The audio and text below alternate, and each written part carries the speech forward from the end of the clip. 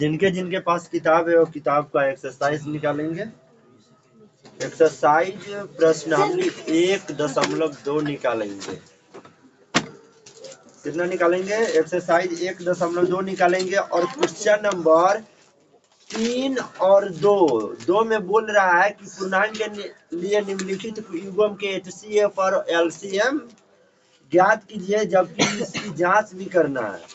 और 3 number question है अभाज्य गुणनखंड विधि द्वारा HCF और LCM ज्ञात करना है।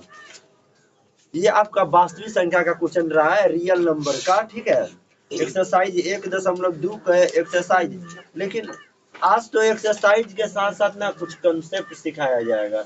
चलिए exercise 1.2 1.2 real number, chapter number first, class 10th math. चलिए निकल गया। आइए देखिए, इसमें बात ये है ना कि इसमें एलसीएम सीखना है। क्या सीखना है? एलसीएम मतलब लोवेस्ट कॉमन मल्टीप्लाई।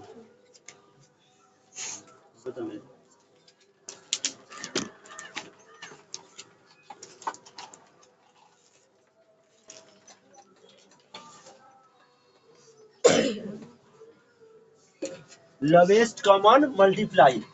इससे पहले हम लोग एल का मतलब समझते हैं, लिस्ट होता है या लोवेस्ट लिख सकते हैं। लिस्ट का मतलब होता है सबसे छोटका। लिस्ट का मतलब सबसे छोटका, इसको लोवेस्ट भी बोलते हैं, LOWEST। ये बना है लो से। लो का मतलब सबसे कम, सबसे छोटा। और जिसमें EST लग जाता है ना, इसका मतलब होता है सबसे छोटका, छोटकों में छोटका, महा छोटका। ठीक है। और कॉमन का मतलब दोनों में होना चाहिए। कॉमन का मतलब जैसे यहाँ पे आपको जो 2 दिखाई दे रहा है, 2 के टेबल में 2 के यदि आप पहरा पढ़ेंगे तो उसमें 24 भी आएगा। 2 बढ़ी है 24, 2 15 है 30, 2 20 है 40। तो कहने का अर्थ ये हो गया कि ये कॉमन हो गया। 2 जो हो गया वो कॉमन हो गया। कॉमन इसलिए हुआ, कॉमन कहने का मतलब होता है कि समापवर्तक। समापवर्तक कहने का मतलब उभयनिष्ठ। मतलब ये वाला 2 24 में भी है, 30 में भी है और 40 में भी है। जैसे कि 24 का फैक्टराइजेशन तोड़िएगा तो 2 इसमें भी आएगा, 30 में भी 2 मिलने वाला है, 40 में भी 2 मिलने वाला है। मतलब 2 2 2 कॉमन हो गया।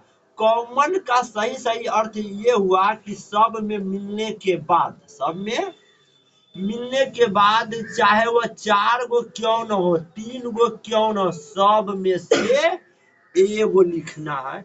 इसी को हम लोग कॉमन बोलते हैं। जैसे मान लीजिए कि यहाँ पे 6 है और यहाँ पे ने है। 6 और ने के बीच में कॉमन कोई है। कोई ऐसा पहरा ढूंढिए जो दोनों में होना चाहिए।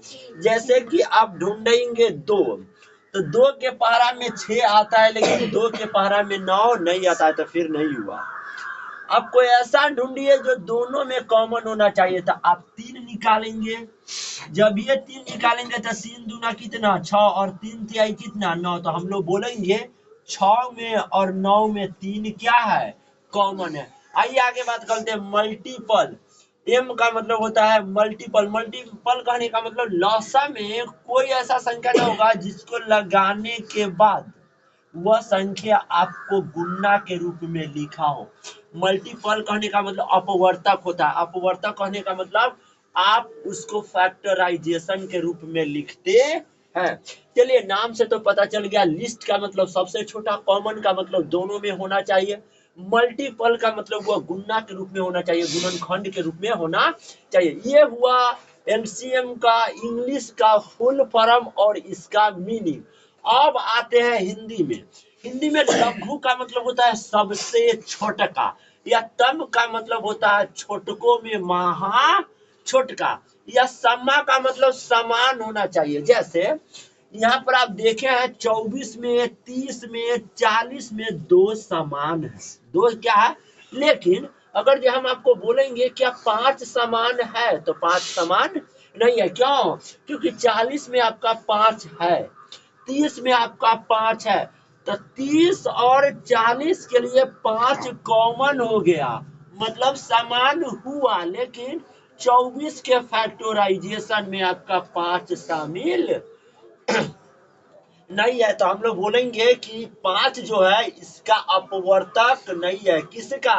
24 का। समान और अपवर्तक का मतलब गुणनखंड गुणा के रूप में लिखना होना चाहिए। इसका परिभाषा काफी आसान है।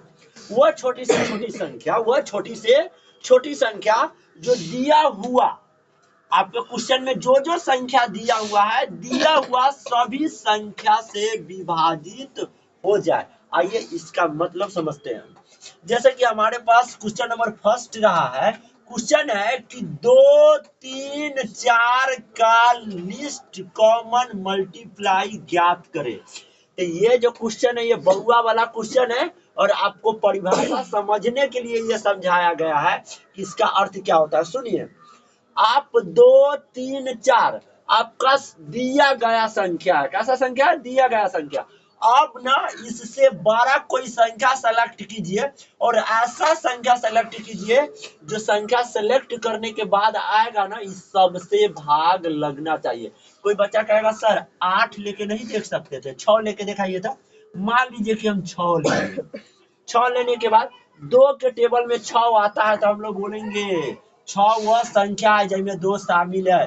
3 के पारा में 6 आता है, 3 दूना 6, ये भी आता है, ये भी बात सत्य है। लेकिन यहाँ पे काम खराब ये हुआ कि 4 के टेबल में 6 शामिल नहीं है, तो नहीं हुआ, ये सबसे छोटी संख्या नहीं हुआ। कोई बच्चा कहेगा सर 8 लेके दिखाइए ना। अपना पास कॉमन सेंस होना चाहिए कि 2 के पहरा में 8 आता है, लेकिन 3 के पहरा में 8 नहीं होना चाहिए। लेकिन यहाँ पे ये बोल रहा है कि दिया गया संख्या जो होना चाहिए वह सभी संख्या से विभाजित हो जाए। जो आप छोटी से छोटी संख्या मानेंगे, जैसे कि मैंने 12 मान लिया है, 12 जो है ये सबसे विभाजित है। ये बात सही है कि नहीं? अगर जो 9 लेते हैं तो केवल 3 से कटेगा, काम खराब हो जाएगा, क्योंकि सबसे विभाजित होना चाहिए, सबसे डिवाइडेड होना चाहिए। यदि 10 लेते हैं तो 2 से कटेगा ही, दोनों से नहीं कटेगा तो फिर नहीं होगा। नहीं समझे? इसके अलावा और कोई संख्या ले सकते हैं? 12 तो खुद हम ले चुके हैं, ठीक है। 12 को देखिए कैसे हम करके दिखाएं, कि 12, जैसे कि यहाँ पे 12 है, तो 12 को आप 2 से डिवाइड कीजिएगा तो 2 छक 12 पूरा पूरा कट गया। इसका अर्थ ये हो गया कि 12 वह सबसे छोटी से छोटी संख्या है जो दिया गया 2 से पूर्ण रूप से क्या हो गया? विभाजित हो गया। उसी प्रकार आपका 12 में यदि आप 3 से डिवाइड करते तो पूरी तरह से कट जाएगा। 3 चौका 12 खत्म हो गया। फिर 12 में यदि 4 से डिवाइड करते हैं तो 4 तिहाई 12। चलिए इतना समझ गए कि एचसीएफ क्या होता है। वह छोटी से छोटी संख्या जो दिए गए सभी संख्या से क्या हो जाए?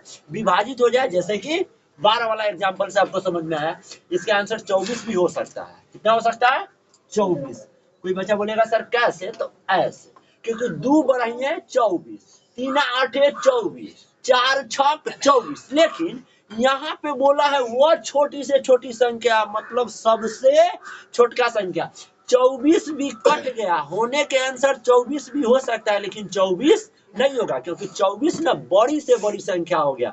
लेकिन आपको एलसीएम में क्या बोलता है कि छोटी से छोटी संख्या होना चाहिए, इसलिए इसका आंसर 12 है। यदि आपको विश्वास नहीं कि सर इसका आंसर 12 है, बच्चा लिखा लसन निकाल के दिखाइए। तो सुनिए, देखिए, अगर ये 2 3 4 का लसन निकालते हैं, यहाँ पे निकाल के दिखाते हैं, 2 3 4 का अगर जो मान लीजिए लसन निकालिएगा, तो बचपन में कैसे आपको छोटे छोटे टीचर सिखाते थे, छोटे नहीं बड़े बड़े टीचर सिखाते थे, 2 से 2 1 कम 2, 3 में नहीं लगेगा, 2 दूना 4, अब नहीं लगेगा, गुना हो जाएगा मेरे प्यारे बच्चे, 2 गुने, तो सर जी बोलते थे 1 के छोड़ दे, तो हम नहीं छोड़ेंगे। 1 गुने 3 गुने 2 गुना कर देंगे, 2 1 कम 2, 2 तिहाई 6 या 6 दूना 12। क्या हमारा आंसर 12 नहीं है? आप कैसे भी बना दीजिएगा आपका आंसर वही होगा जो यहाँ पर सेलेक्टेड होगा। तो बउआ ई बनाने के लिए ना आपको दिमाग तन का विकसित होना चाहिए। लड़कपन वाला आदत होगा तो फिर आप ऐसे शॉर्टकट में आंसर नहीं निकाल सकते हैं। आइए आगे बात करते हैं, इसमें बहुत सारी बातें हैं। कहता है कि जो संख्या लगने वाला होगा, जिस संख्या से आप लसम में लगाइएगा, वो संख्या हमेशा अभाज्य संख्या होना चाहिए। कौन संख्या? अभाज्य संख्या। बहुत अंदर के बात बताता है कंपटीशन लेवल का, जो आप लोग को जरूरत पता ही नहीं था, लेकिन जान लीजिए ना। अभाज्य संख्या मतलब जो एक और खुद के अलावा और कोई संख्या से भाग न लगे। जैसे कि 24, 30, 40 में कितना से लगाया गया? 2, और 2 एक कौन सी संख्या है? अभाज्य संख्या। तो लसम में लगाने वाली संख्या हमेशा क्या होना चाहिए? एक अभाज्य संख्या होगा। दूसरी बात, इसका कंडीशन ये होता है एलसीएम का। माना कि हम कंपटीशन वाला कोई पढ़ा रहे हैं, ठीक है, तो इसका अरेंजमेंट करने की तरीका ये होता है लिस्ट कॉमन फैक्टर का, कि ये बढ़ते क्रम में होना चाहिए। कौन क्रम में होना चाहिए? बढ़ते क्रम। कहने का मतलब सबसे छोटका से, ओकरा बाद ओई से थोड़ा बड़ा से, फिर उसके बाद ओ से थोड़ा बड़ा से। मतलब एक इसका रूल एंड कंडीशन हो गया कि इसका एलसीएम का, कि इसका असेंडिंग ऑर्डर में आपको लगाना पड़ेगा। छोटका से, उससे बड़का से, उससे बड़का। कोई बच्चा आएगा आंख बंद करके पहले 5 से लगा देगा। बेवकूफ कहाँ के, मैथ के रूल के तू आर्यभट्ट के लगाया हुआ कंडीशन को तोड़ रहा है। तू बेवकूफ लेकर जैसे मन उसे आया लगा फगा दिया।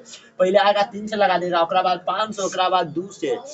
या कोई कोई टीचर तभी बोलता है चल सही है, आंसर आ जाता है, माना कि नहीं समझे। तो इसका अर्थ ये थोड़ी ना है कि सही है, कंडीशन भी तो सही होना चाहिए, रूल को भी तो फॉलो करना चाहिए। इसलिए एलसीएम लगाया हुआ अभाज्य संख्या के साथ बढ़ते क्रम में होना चाहिए। छोटका वैसे बड़का से लगना चाहिए। जैसे कि मैंने जो लगाया है ना, वह बढ़ते क्रम है। सबसे पहले 2 से लगा दिया, 2 के बाद तन के आगे बढ़ के कितना से लगा दिया? 3 से लगा दिया, और उसके बाद 5 से लगा दिया। आइए type of list common multiple मतलब एलसीएम के प्रकार के बारे में बात करते हैं। इसके 2 प्रकार होते हैं। पहला होते हैं भाग विधि, और दूसरा होते हैं गुणनखंड विधि। भाग विधि मतलब डिवीजन मेथड, इसके क्लास 10th में कोई जरूरत नहीं है। ये बच्चा वाला है, बच्चा क्लास 4, 5, 6, 7 वाले बच्चे सीखते हैं ऐसे करके लसन निकाला। झूठ या सही? ये सही बात है। तो ये बचपना का चीज आपको क्लास 10वीं में कैसे पूछ देगा, नहीं समझे? तो इसका कहानी यहीं पे क्या होता है, खत्म होता है। लेकिन हम आपको भाग विधि भी एक सिखा देते हैं, जिसको नहीं आता उसके लिए। इसमें ना सबसे पहले जो संख्या दिया होगा क्वेश्चन में, उसको कॉमा के फॉर्म में लिखते हैं हम। तो ऊपर वाला ही क्वेश्चन लिए है, या ये वाला क्वेश्चन लेके डाल दिए भाग विधि में। मतलब गुणनखंड विधि से भी और भाग विधि से भी मैंने एग्जाम्पल जो लिया है ना, दोनों का सेम लिया है, ताकि आंसर क्या हो जाए, मैच कर जाए, तो आपको लगे कि ना सही बनाए हुए हैं सर। ठीक है, सबसे पहले छोटी संख्या 2 से लगा दिया मैंने। 2 से लगाने के बाद हाफ कर देते हैं ना, 24 का दिया, 12, 30 का दिया, 15, 40 का दिया, 20। फिर उसके बाद और ठीक आता है, क्या सेम संख्या से लग सकता है? फिर 2 से लगता है तो लगाते हैं, ये गलत नहीं है, सही है। फिर दोबारा 2 से भी लगा सकते हैं। ठीक है, मैंने फिर 2 से लगा दिया, 12 का दिया 6, 15, 2 के पारा में तो 15 आएगा नहीं, मतलब भाग में आएगा, लेकिन पूरा पूरा कटना भी तो चाहिए। 2 सते 14 हो जाता है, नहीं तो 2 8 16, तो फिर इसका कहानी खत्म है। 2 में लगाइएगा तो फिर 20 का दिया कितना हो जाएगा? 10। लसा का तीसरा पॉइंट ये भी होता है कि कम से कम 2 संख्या विभाजित होनी चाहिए। कितनी संख्या?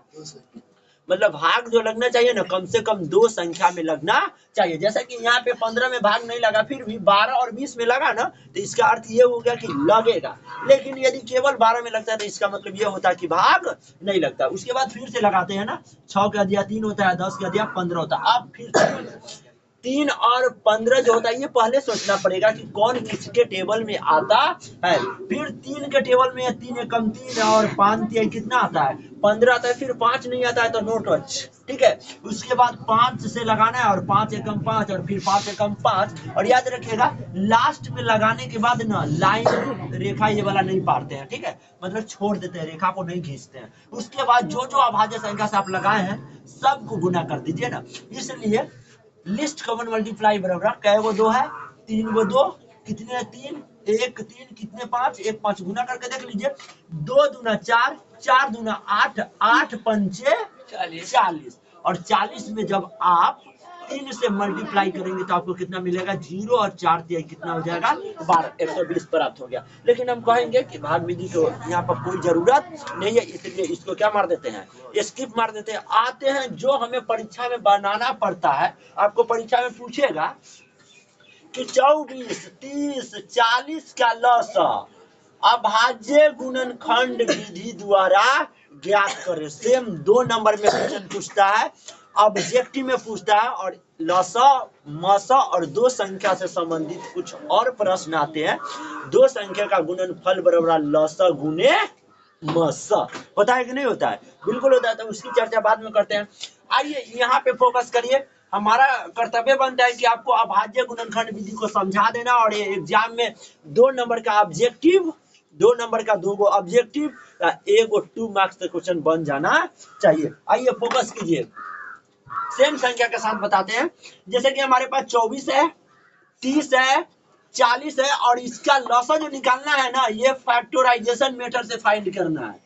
फैक्टराइजेशन मेथड से निकालना है। तरीका ये होगा कि जितना सारा संख्या होगा ना, सबका आप अलग अलग फैक्टर तोड़ दो भाई, मतलब गुणनखंडित कर दो, लसा निकाल दो। क्या निकाल दो? लसा। आइए देखिए, आपके पास संख्या 3 को 24, 30, 40, मैंने 24 को किया है। 24 का फैक्टर निकाल दीजिए। फैक्टर कहने का मतलब गुणनखंड, फैक्टर कहने का मतलब 24 में कितना से लगेगा? 2 से, तो 12 होगा। फिर 2 से लगाइएगा तो 12 के अधिया 6 होगा। फिर 2 से लगाइएगा तो 6 के अधिया 3 होगा। ठीक है। इसके बाद 30 आ गया, 2 से लगाइएगा तो 15 होगा। फिर 3 से लगाइएगा तो 5 होगा।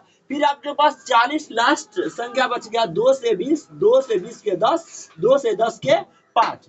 अब क्या कीजिए, टोटल संख्या को बारी बारी से लिखिए। 24, 24 का क्या क्या फैक्टर है?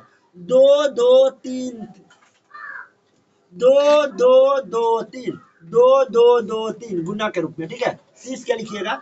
2 3 5, 2 3 5। 40 को लिखिएगा 2 2 2 5, 2 2 2 5, सबको गुना के रूप में। आप सुनिए, हम आपको सिखाए थे अभाज्य गुणनखंड के गुणनफल के रूप में, मतलब कि पावर के रूप में व्यक्त करना, पावर के रूप में व्यक्त करना, ताकि आपको पता चले कि 2 के पावर कितना है, 10 के पावर कितना है, और 5 के पावर कितना है। तो सुनिए, यहाँ पर 2 की संख्या कितना है? 1 2 3, तो 1 गो 2 लिखिए, उसका पावर क्या गो? 3 गो। यहाँ पर 3 कितना है? 1 गो। ठीक है। यहाँ पर 2 अकेले है। ठीक है। 3 अकेले है, कोई बात नहीं। 5 अकेले है। यहाँ पर 2 कितना है? 3 गो। 5 कितना है? 1 गो। अब यहाँ से आंसर निकालना है। आंसर काफी आसान है। सुनिए, जेकर आधार सेम है, सुनिए, ऊपर का वाला को पावर कहते हैं, नीचे वाला को आधार कहते हैं, बेस। मतलब जो जो सेम है, तो इनमें सेम कौन है? एगो 2 है, अहू में 2 है, अहू में 2 है, अहू में 2 है। मतलब ऐसा संख्या को ढूंढिए जो कॉमन होना चाहिए, जो तीनों में होना चाहिए। तो 2 एक ऐसा संख्या हो गया, अभाज्य संख्या, जो 2 40 में भी है, 2 30 में भी शामिल है, और 2 24 में भी शामिल है। ठीक है। तो इनमें सबसे बड़का घात किसका है? लगाइए। तो 2 पर पावर 3, तो इनमें से एगो बाहर निकाल लीजिए। 2 पर पावर 3, जिसका घात सबसे ज्यादा हो, जिसका घात सबसे ज्यादा। अब सुनिए, एक करता ये समझ गया 2 वाला क्या, 3 वाला क्या? ये देखिए, इनमें 3 है नहीं है? इनमें 3 है, इनमें 3 ना है, तो ना है तो कोई बात नहीं है। इनमें कॉमन है ना, 24 में 30 में कॉमन है ना। इसका 3 पर पावर 1, और में 3 पर पावर 1, इसका घात कितना है? 1 है। इसका घात कितना है? 1 है। आप दोनों में से किसी एक को लिख देंगे तो बात वही होगा। तो मैंने 3 पर पावर 1 को लिखा है। अब सुनिए, आई में 5 नहीं है 24 में, तो ठीक है, कोई बात नहीं है। आपको तो पता होना चाहिए। लास्ट में वो ट्रिक बता देंगे इसके निकालने का, एक ही बार में आंसर निकल जाएगा। ठीक है। ये मत समझो कि ट्रिक सीखने के लिए तो ये भी सीखो भाई। 40 में 5 है ना, इसका पावर कुछ नहीं था 1, और इसका पावर कुछ नहीं था 1, तो 2 को 5 में से 1 को 5। आइए खोलिए। 2 पर पावर 3 कहने का मतलब 2 के कै बार? 3 बार। 1 बार, 2 बार, 3 बार, फिर 3 1 बार, फिर 5 कितना बार? 1 बार। ठीक है। गुना करिए। 2 दूना 4, 4 दूना 8, 8 पंचे 40, 40 तिहाई 120। आइए हम अपना शॉर्टकट तरीका का इस्तेमाल करते हैं। ये हम कैसे बताते हैं, सुनिए। आपको ना सबसे पहले मेरे मेथड को अपनाएंगे तो इतना पर से पूरा पार्ट को काट के हटा दीजिए, ये कोई काम के नहीं है। आइए इसमें बात करिए, जिसका जिसका जोड़ा लग गया, क्या समझे? जिसका जिसका जोड़ा लग गया उसको उसको में से एगो लिखिए। जैसे कि दू आई सब में है तो सब में से एगो दू, काम खत्म। इसके बाद क्या है कि आई में दू है, आई में दू है और आई में दू ना है तो कोई बात नहीं, रूसे की जरूरत ना है, आपको दू में से एगो निकालना है। अहू में दू है, अहू में दू है तो जोड़ा में होना चाहिए, दू गो दू में से एगो दू बाहर। अहू में दू है, अहू में दू है तो दू गो दू में से एगो दू बाहर, ठीक है। आई में तीन नहीं है, आई में तीन नहीं है तो कोई बात नहीं, दू गो में है ना तो दू गो में से तीन में से एगो तीन, क्या पांच का जोड़ा है, हाँ तो दू गो पांच में से एगो पांच।